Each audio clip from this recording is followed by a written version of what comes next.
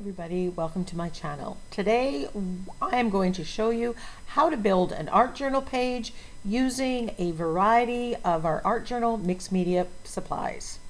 I'm working on my 7x10 Canson mixed media artist. Step 1, pick a winning color combo.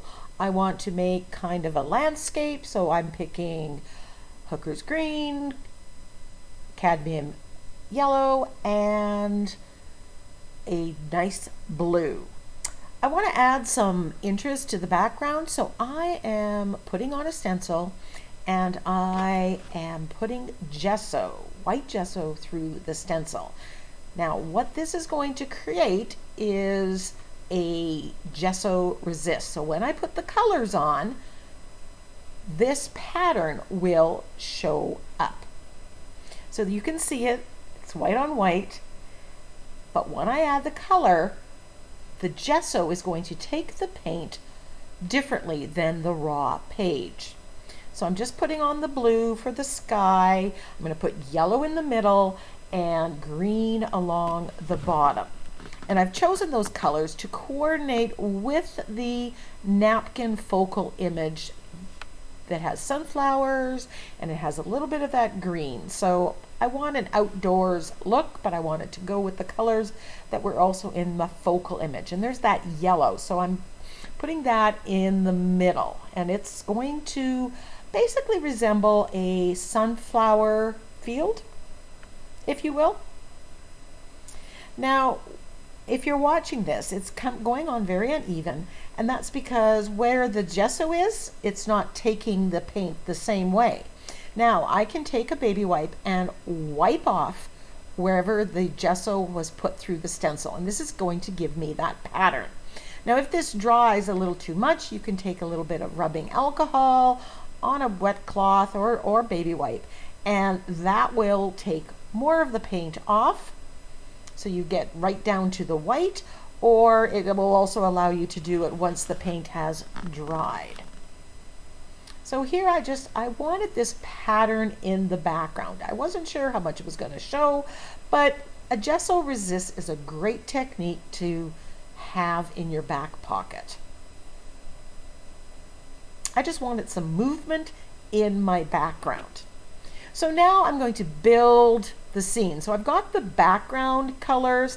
Now I want to put some sunflowers on there. And I'm putting stencil butter here, but I kind of changed up the color later on. So this could be just modeling paste. If I was doing this again, I would just put white modeling paste because I didn't have the right yellow, but I show you how to fix that problem.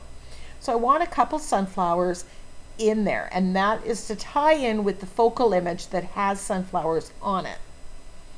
So once that was dry, I put the stencil back on, and I'm just using the Hooker's green and some of the ultramarine blue to make the stem of the sunflower. And I'm mixing it. So there is the napkin. It's called Sunny Gnome. And I've cut out one of them. I'm peeling off the excess, and I'm going to glue this onto just a sheet of copy paper. This has something on the other side. I just used recycled paper, and I'm just gluing it down on here with my fluid matte medium. And the reason I'm doing this, if I glued it down onto the background will come through and distort the look of my focal image. And I didn't want that. So I'm gluing it down so that I have a barrier in there. Once it's completely dry, I'm just going to fussy cut it out. You don't need to watch me doing that. So back to building the page. This stencil is called Picket Fence from the Crafter's Workshop, as was the Sunflower Rose, the first stencil. And I'm stenciling with black acrylic paint. Now, it's not really giving me the picket fence, so I'm thinking, okay, I need to do something here. But I wasn't sure what, so I'm just waiting. I'm just adding a little bit more grass detail along the bottom. And then I get the idea. I'm just going to paint myself a white picket fence. So I'm building it. I built the fields in the background, the sky, the ground.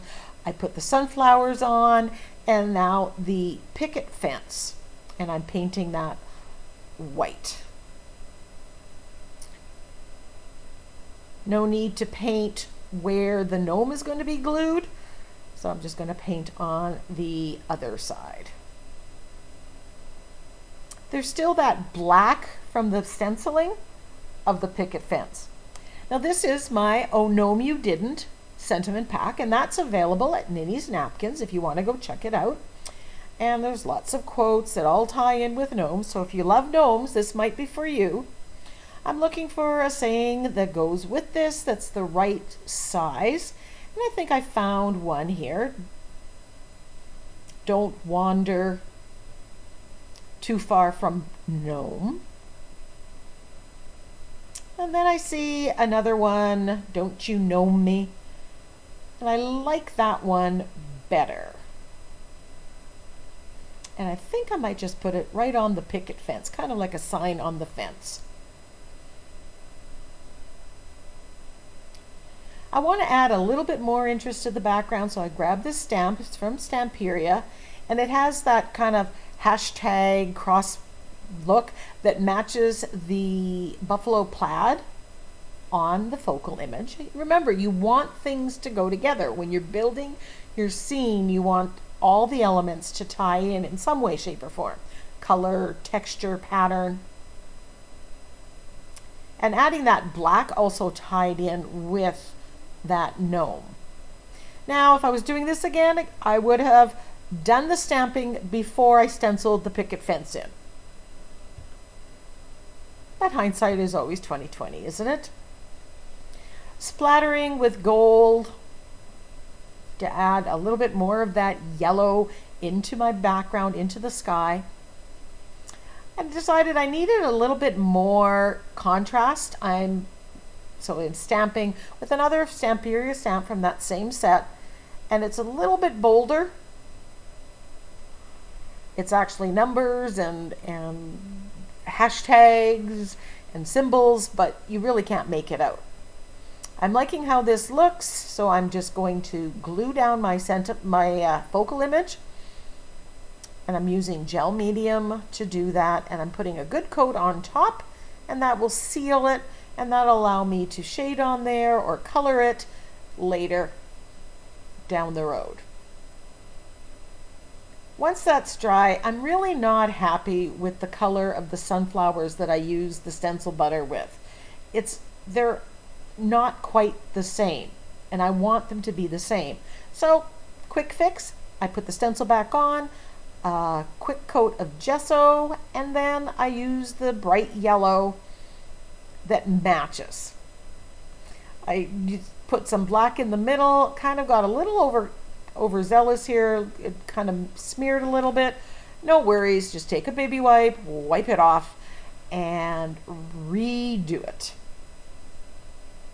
So there, I'm redoing that one. Back with the white gesso, and then follow up with the brighter yellow. And now it matches the color of the sunflowers that came with the gnome focal. So I'm just darkening the center with some black acrylic paint, and then I'm going to do the same thing with the second sunflower. A coat of gesso, and then follow up with the brighter yellow. And there we have it.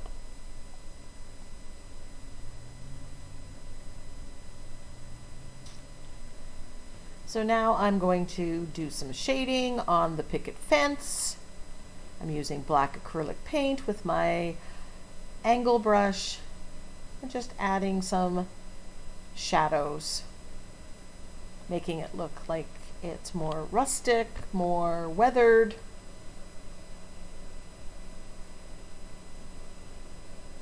And I'm quite happy with how that picket fence turned out. Definitely going to use that stencil again as a component when I build a page. I'm shading around the focal image as well, and you can see how this little bit of shading is really making it stand out from the background. It's kind of outlining it, if you will, a little bit. I'm going to shade his beard. And if you get it in the wrong place, you can wipe it off with the baby wipe because you've put that coat of matte medium on it, and that turned it into a non-porous surface. When you look at the end and you can see the original napkin and this, you'll see how much brighter the colors of this gnome have become, but just by overpainting and the shading that I've added.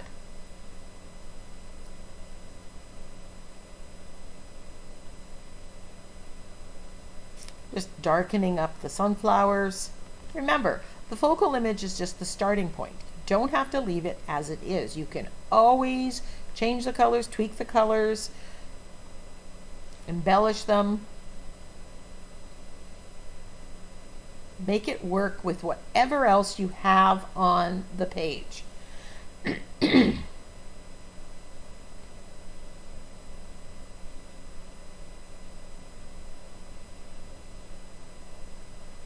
So I add a little bit of pink, and I'm shading with pink and black on the sunflower to kind of warm them up a little bit.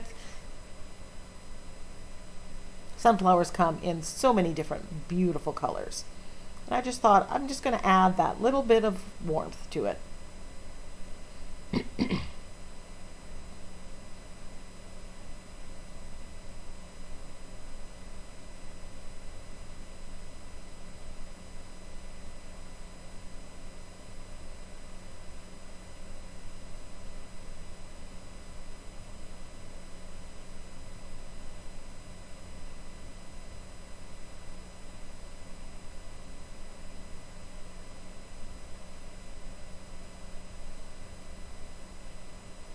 Here I'm just tweaking everything till I like what it looks like. Now I'm ready to glue the sentiment down using my fluid matte medium.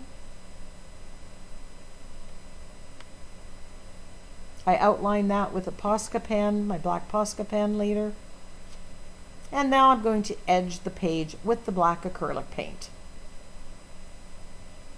This frames the page and goes well with the black that's in the focal image and in the background.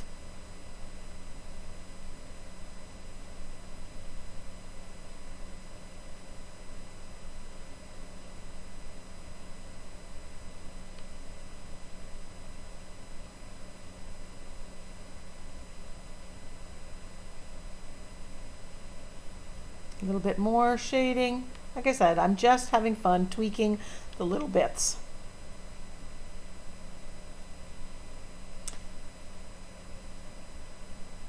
Adding some darker centers here a little bit in my sunflowers, making everything work, and I'm going to peel off the masking tape across the top, and that brings us to the end. I hope you've enjoyed this tutorial. I hope you learned a few things, and I hope you're going to give something that you learned here a try. Until next time, go get creative.